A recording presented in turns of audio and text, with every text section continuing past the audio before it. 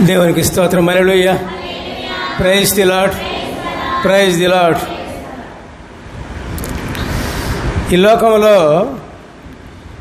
ఎన్నో బాధలు, వ్యాధులు, కష్టాలు వస్తున్నాయి. ఎందుకండి? కారణం ఏంటి? భూలోకంలోనే తీర్పులు జరుగుతున్నాయి. తీర్పులు భూలోకంలోనే జరుగుతున్నాయి.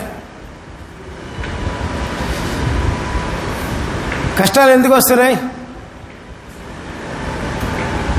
శ్రమలు ఎందుకు వస్తున్నాయి అంటే మీకు తెలిసింటే చెప్పండి. మనం చేసుకున్న దాన్ని బట్టే శ్రమలు, కష్టాలు అన్నీ కూడా వస్తున్నాయి. మన క్రియలను బట్టే సమస్తం జరుగుతున్నాయి. మరి ఎట్లా జీవించాలో తెలియకపోతే,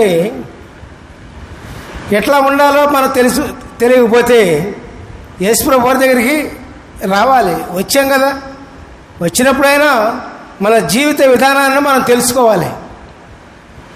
మన జీవిత విధానాన్ని మనం తెలుసుకోవాలి. ఎట్లా జీవించాలో కూడా దేవుడు చెప్పారు. ఏదైనా శ్రమలు ఇచ్చేది దేవుడు కాదు, ఆయన ప్రేమామయుడు. మన పాపం వల్ల మన శ్రమలు వస్తాయి, మన క్రియల వల్లే మనకు శ్రమలు వస్తాయి. లేకపోతే రావు. ప్రియులారా, ఈ శ్రమల నుండి విమోచించడానికే యేసుప్రభు వారు మన దగ్గరికి వచ్చింది. ప్రియులారా, దేవునికి స్తోత్రం. హల్లెలూయా. Praise the lord. అందుకని అయ్యో మాకు శ్రమలు వచ్చినాయి, బాధ వచ్చినదే, ఎట్లాగా అని ఆలోచించక్కర్లా. దేవుని దగ్గరికి వచ్చేయండి. అనేక మంది వచ్చారు, కానీ అట్లా జీవిత విధానాన్ని నేర్చుకోవాలి. జీవిత విధానం ఎక్కడ జరుగుతుంది? జీవిత విధానము ఎక్కడ జరుగుతుంది? దేవుడు చెప్పిన వాక్యం ద్వారా మన జీవిత విధానం జరుగుతుంది.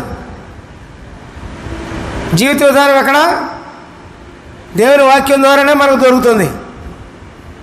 దేవుని వాక్యం మనకు తెలియకపోతే మనం వింటున్నాం, అది గ్రహించాలి.